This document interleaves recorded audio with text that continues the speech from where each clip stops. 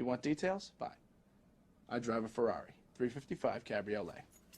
What's up? I have a ridiculous house in the South Fork. I have every toy you can possibly imagine. And best of all, kids, I am liquid. So, now you know what's possible. Let me tell you what's required. Okay, let's do some life advice to get you ready for the weekend. Life advice, email is lifeadvicerr@gmail.com.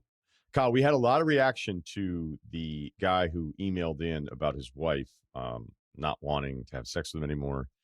And I would say most of the reaction was really good. And there's a couple follow-ups. I don't know that I want to spend, the next month or so updating everything that's going on. He even emailed in and said he really appreciated it. And he was adamant about, like, look, I know what everybody's thinking, because we had a lot of people being like, it's somebody else, it's somebody else. He's like, it's just not what it is. This is the current situation. And, feel like it sucks. That sucks for you, man. All right. So we did have somebody who didn't love our advice. And normally I wouldn't do this, but we had some other people like offering up advice too, which was almost exactly what we had already said. But there's always going to be a massive disconnect. There will be problem that the people will have a fundamental problem with me talking about marriages or talking about parenting, which I totally understand. All right. I totally understand. But it's not like I don't, it's not like I don't have a million friends that have been married or a bunch that have been divorced. I mean, this is what the podcast is. This isn't like I'm telling you the best way to travel to space. So I get some of the hesitation and some of the pushback from it. But we had somebody chime in and said, hey, listener of All Things Ringer, like the show, always like the advice segment. But there was a moment on the previous podcast that made me pause a bit. While covering the listener's email about marriage problems, I thought most of the advice was insightful and empathetic. But when the advice was given on the prospect of divorce, I felt like a line may have been crossed. I totally get that. But if I came off as sounding like, hey, definitely get divorced, or if somebody would listen to this podcast on Thursday, they feel a certain way, and then after listening to me, they're like, yep, Russillo said get divorced, we're doing it. I don't think that's really what we're doing here. I think to not cover all the bases and all the different angles would be ignoring elements of the email or the question or the problem, that whatever it is we are discussing. So I get that hesitation is always going to be there. The point that I'm making is I'm not going to not do anything on any of the marriage stuff. All right.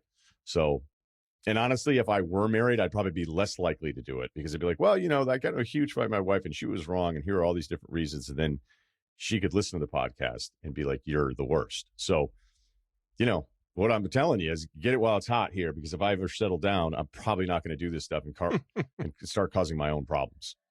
Well, it's not a final ruling either. It's like, doesn't advanced analytics say that getting a divorce is basically a coin flip?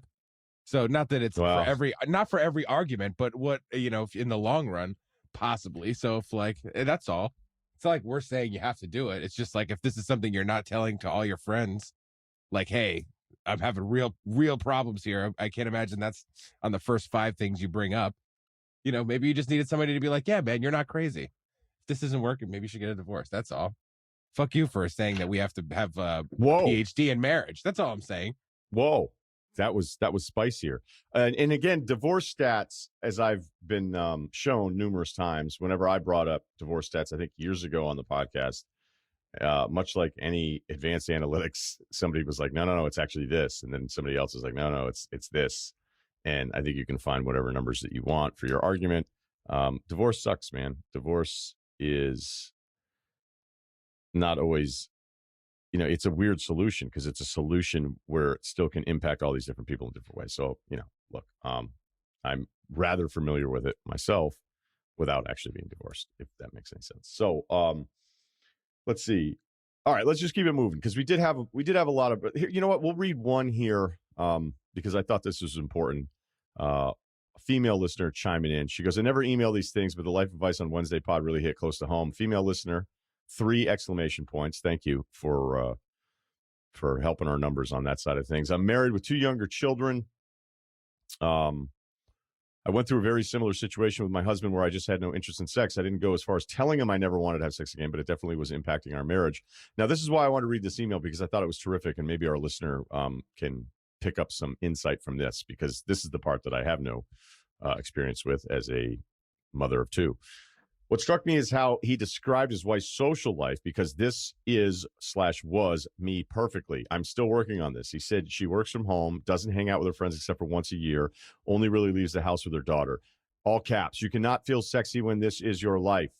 His wife needs to start doing things for herself. Find a workout class she loves. Have standing girls' nights, date nights. Find somewhere to volunteer that she's passionate about. I'm not sure the best way to approach it. That's your job, meaning the husband, not us.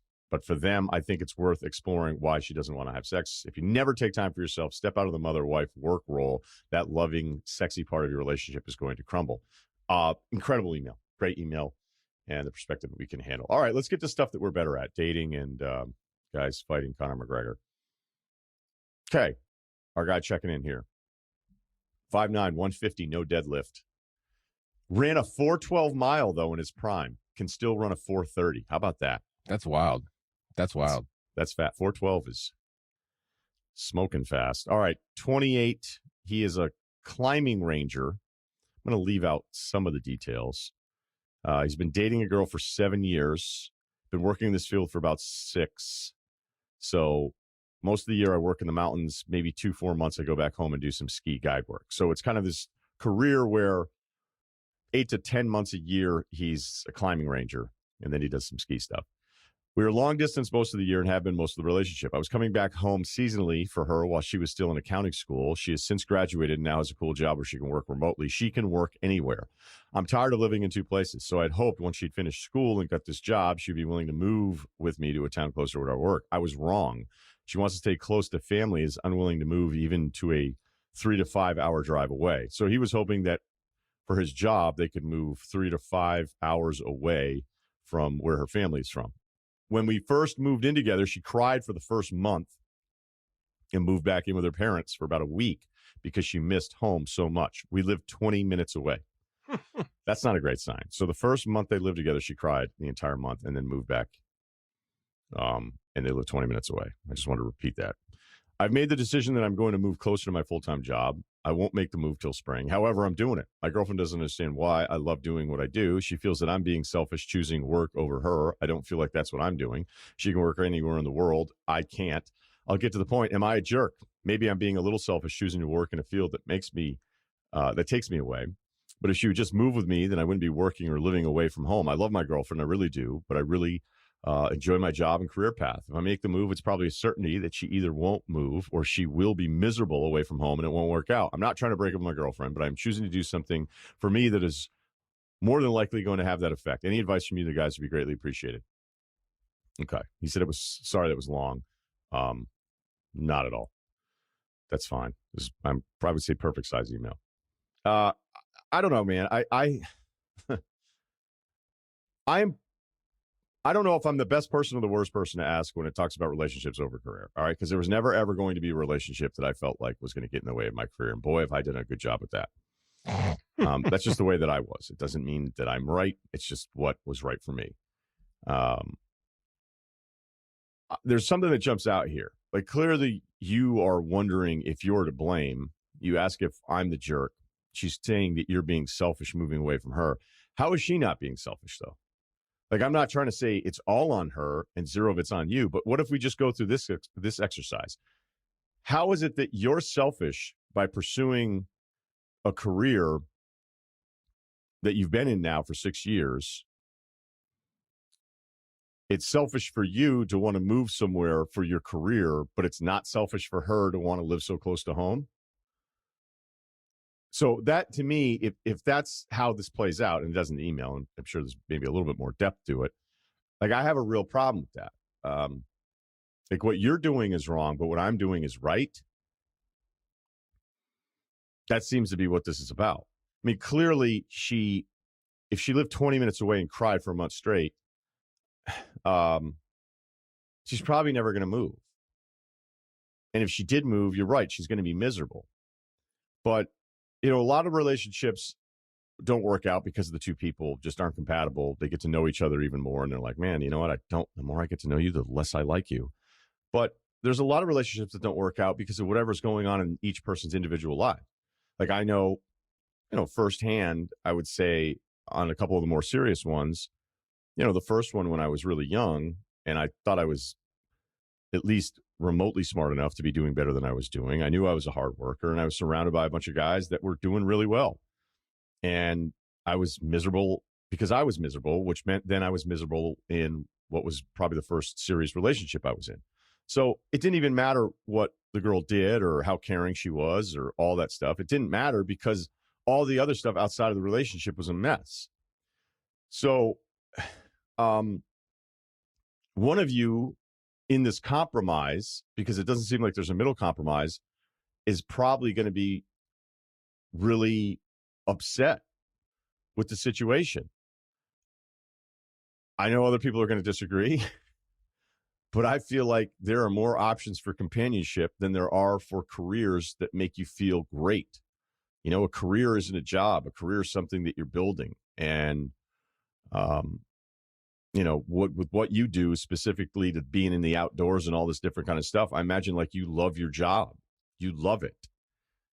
And, you know, you may have found somebody that they're really compatible with, except for the most important things. And that's what the rest of your life is going to be like, especially if she could work from anywhere, which you're telling us that she can. So I think it's cool that you're not like totally against her here, but I also think you need to look at this a little bit more where you're not blaming yourself, because it sounds like she's been blaming you the whole time.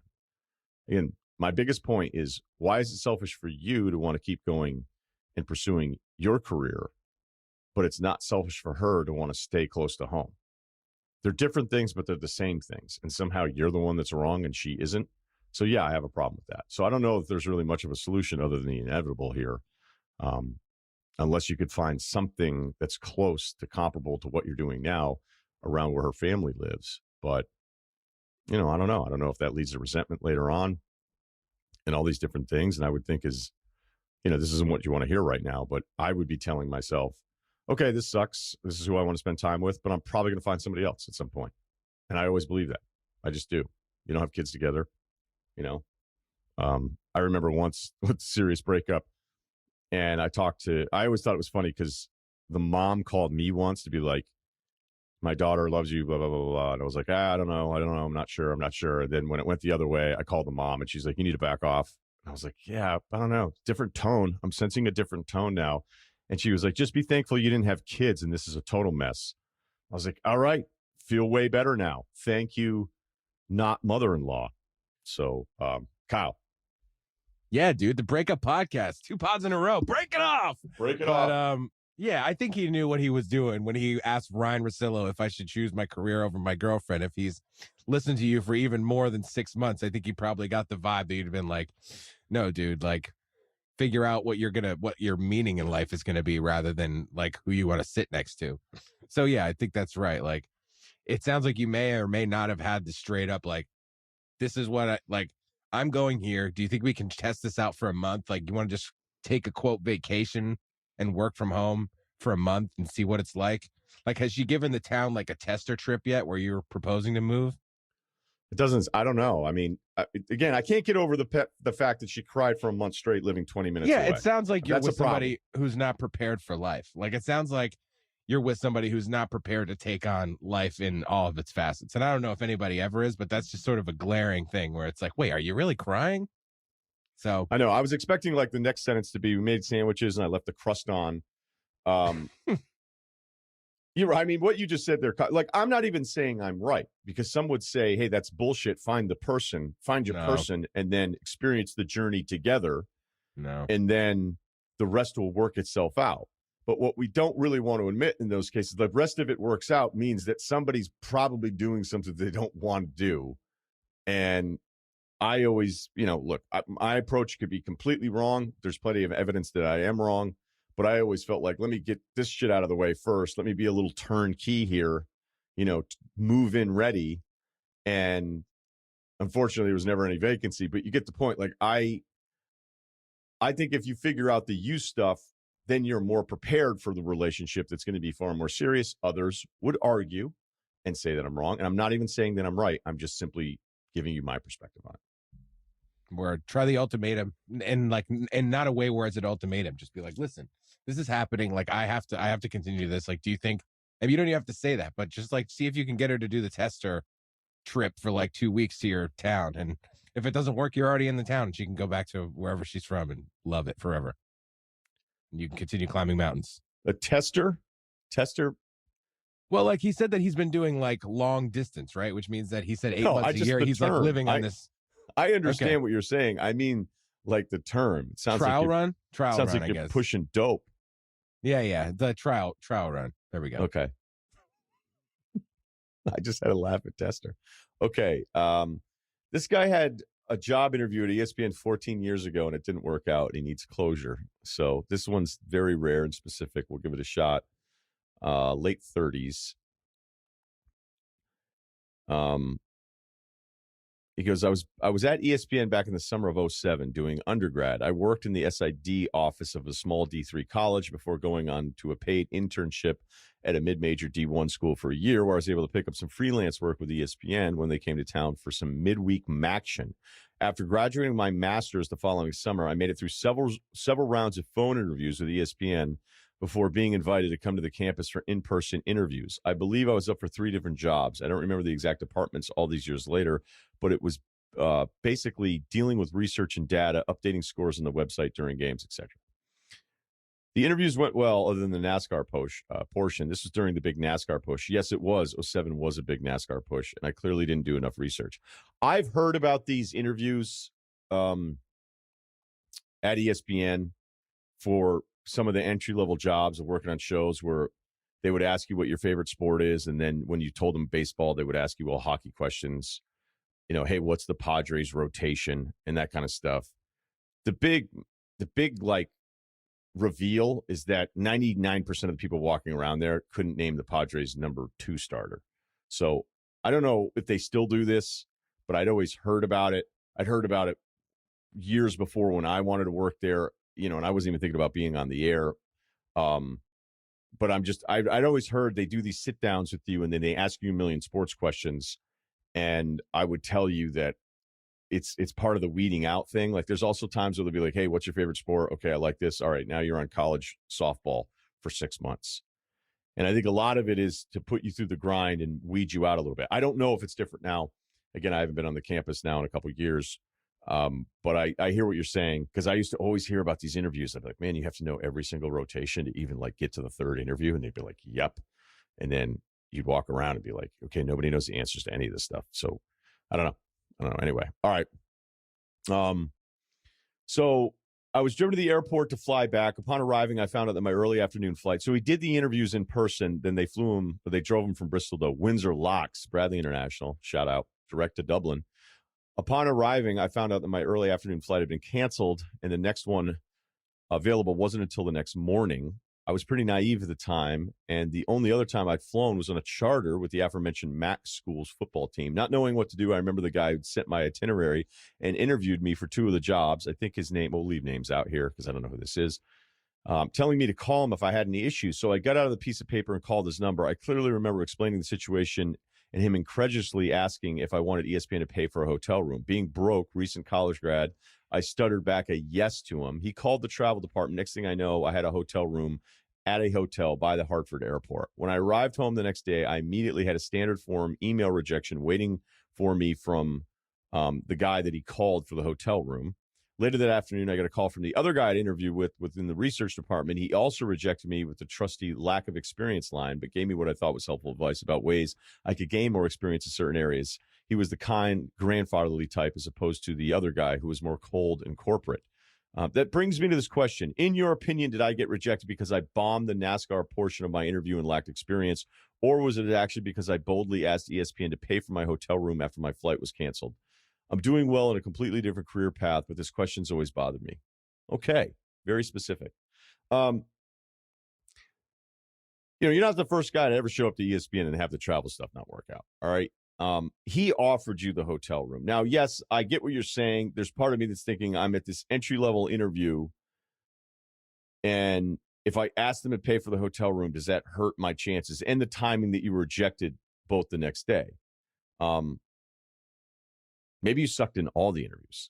There could also be that. That's a quick rejection, but again, I don't understand how the rejection process on that thing works. my first, again, it's completely different, but my first tryout show was a 2-hour solo show. And they were like, hey, we'll call you Monday, let you know how you're doing. And that was Saturday. I didn't hear for 3 weeks. 3 weeks, I didn't hear from anybody until it was like, hey, we have another opening. So it wasn't like great job, bad job. It was just, honestly, if I had known how bad the scheduling was at ESPN Radio, I would have put a tent up in the parking lot like 5 years prior to that, and I would have got shifts because they were constantly screwing up the schedule. Don't do that now. I don't think the NASCAR thing was the reason why. I think I'd ask you this. Did you ever follow up a year later? Did you ever a year later say, hey, hey, so-and-so, I interviewed with you last year or whatever. I'd like to follow up. I'd like to get another shot at it. You got to remember, too, these guys are dealing maybe not hundreds, but thousands of people applying for these jobs. Thousands. So let me just get to the answer. I'm not 100% on it, but I'm pretty sure that it wasn't just the hotel room, man. I'm pretty sure it wasn't. And I don't know if maybe you were great in the interviews, but it's a really competitive thing. And if you also don't know anyone, if you had no connection, if there wasn't somebody else telling someone at ESPN, like, hey, will you give my guy's resume like a good once over? Will you make sure you bring him in? I mean, you made it long enough to even get into the building. So that tells me that, like, I'd wonder, did you have any moment where a year later you were like, let me go ahead and follow up again? Or maybe you're just like, whatever, it's fine. It doesn't matter. I can't imagine how stacked the numbers were, so stacked against anybody getting those gigs now, back then, that I wouldn't worry about it too much. I don't really think it's the hotel. But again, you never know. So, and if you didn't have money for a hotel, what are you supposed to do? Sleep outside because you missed your flight for an ESPN interview? So don't have this linger another 14 years because I don't think it's the hotel. Unless you were like abrasive and nasty, but you just said in the email that you like stuttered back after he was incredulously offering this hotel room. Yeah, the chances are he really wanted to give you the hotel room and you just said yes. So don't worry about it. I don't think that's what it was. It's a really, really hard deal to get. The numbers are, it's less than 1% anybody getting those gigs. So hopefully that helps. Kyle, anything? Surprisingly, no. Interviews are hard. I don't know. My big thing was like trying to be a waiter or a bartender. It was just like, it seemed like it was never going to happen. I was like, I guess I'm just doomed for manual labor and Modell's type retail. Even stuck it out as a dishwasher, made it to a line cook, just could never break into the tip industry as far as a waiter or bartender. They didn't want you front of house is what you're saying? I guess I actually hosted one time. I was a dishwasher and I hosted, or I guess no, I busboyed on like Valentine's Day. I was working at the Melting Pot and the dish pit was going to be nuts on the Valentine's Day special. Cause it's like, all in all, it's like 70 pieces with the ramekins and everything. And it was just going to be nuts. So I finagled my way to be a busboy. I guess that's technically front of house for that. Don't say it's not. I just let me have that. I like that you confused hosting with bussing. Well, they both get tips. For me, yeah. I was in the dish pit looking up, you know what I mean? Everything out there looked like it was golden. So did you go back there for cigarette breaks and look at the dishwashers and be like, you guys have no idea? I would just be like, hey, I'm going to place this neatly right here because I get it. You know, I was where you were yesterday. But made it to line cook in that job. You did? Yeah. I only made it as, my place was a little fancier, I'm guessing. But for whatever reason. The melting pot, dude? I don't know. No, I worked at the Black Dog. I washed dishes and then I made my way to prep cook and then I couldn't get on the line. Yeah, but you heard me say the melting pot, right? Like that's an establishment. Yeah, you're clearly not aware of the place I just referenced, though, either. It sounds like you've never heard of the melting pot is what I'm saying to you. No, I know what it is. End cap the mall, dude. Like at the end of the mall, not in the mall, at the end of the mall. Stays open after the mall closes. You know what I mean? Yeah. All right, just wanted to make sure we're on the same page. 97 locations. Yeah. How many black dogs are running around out there? One restaurant. Yeah, I was afraid of that. Just one. They've got a couple. I don't know. Maybe they do have. I don't think they do. They've got like other side stuff or whatever. Taught me how to cook pasta. I learned this really good apple horseradish sauce for fish. Still know the recipe for that one. You know, the nice part about the melting pot is the guest cooks the food.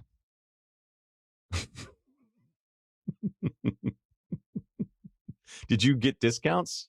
Could you go there with friends? Oh, yeah. I went there with girls, and they were like, they'd be like, "Oh, Mr. Crichton."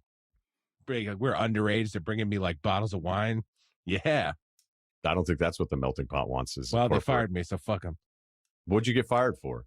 I got fired for like pretending that I threw up at Modell's at my other job and calling my guy that like, "Hey, I threw up, can't make it in." My buddy from college was visiting me on the train, and he said it was okay to call out, and then he threw me under the bus somehow, and I got fired the next day. I came into work, even though they said it was all good. I was basically working Modell's, and then I would catch the bus across Route 9 and go to the melting pot to close. And I called him like 3 hours into my Modell shift, like, "Dude, I'm going to go home for work. I'm sick. I'm not going to make it in." And he was like, "It's all right. Like, call your buddy and see if he can make it in." I called him. The guy didn't answer. I told him. He said it was okay. And then the next day, somebody, I guess, snitched on me that I wasn't actually sick. I don't know. It was weird. Who snitched on you? To this day, I do not know. Probably one of those envious dishwashers once you started busting tables. Yeah, I think I was heavy making the salads on the line at that point, so I never looked back. They were like, "He thinks he's better than us. He's still at Modell's part-time." Full-time. Oh. Department manager. Come on. How many things from Modell's did you end up with? Holy shit, dude. So much. The Nike shirts. Just the Nike shirts with the stitched on logo on the chest. Holy shit. Luckily, they didn't get any good shoes, so I didn't ever spend any shoe money there. Oh, okay. Spend. Well, that's good. That's good. You're not going to get me to admit what you're trying to get me to admit. I'll never do it.